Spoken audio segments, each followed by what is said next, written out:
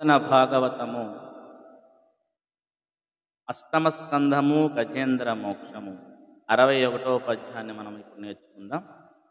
సిరికించెప్పడు శంఖ చక్రయుగముంచిదోయి సంధింపడు ఏ పరివారంబును జీరడు అబ్రగపతింబన్నింపడా కర్ణికాంతర తమ్మిళ్ళము జగనొత్తడు వివాద ప్రోత్తిత శ్రీకుచో పరిచిరాంచలమైన వీడడు గజ ప్రాణాపనోత్సాహియై.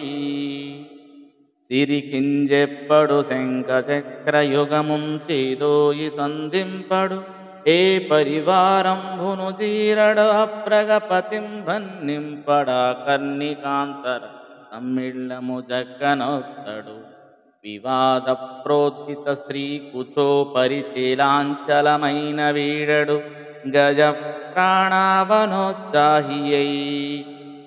గజేంద్రుడి ప్రాణాలు కాపాడాలనేటువంటి వేగిరపాటుతో అనగా తొందరపాటుతో విష్ణువు లక్ష్మీదేవికి చెప్పలేదు. శంఖ చక్రాలను చేతిలో ధరించలేదు. సేవకులను ఎవరినీ పిలువలేదు. తన వాహనమైనటువంటి గరుత్మంతుని పిలువలేదు. చెవి కుండలాల వరకు జారిన జుట్టుముడు కూడా చక్కదిద్దుకోలేదు. సంతోషంగా పట్టినటువంటి లక్ష్మీదేవి పైట కొంగు కూడా వదిలిపెట్టకుండా బయలుదేరుతున్నాడు ఆర్తుడైనటువంటి గజేంద్రుని రక్షించడానికి అని ఈ పద్యభావము. ధన్యవాదము.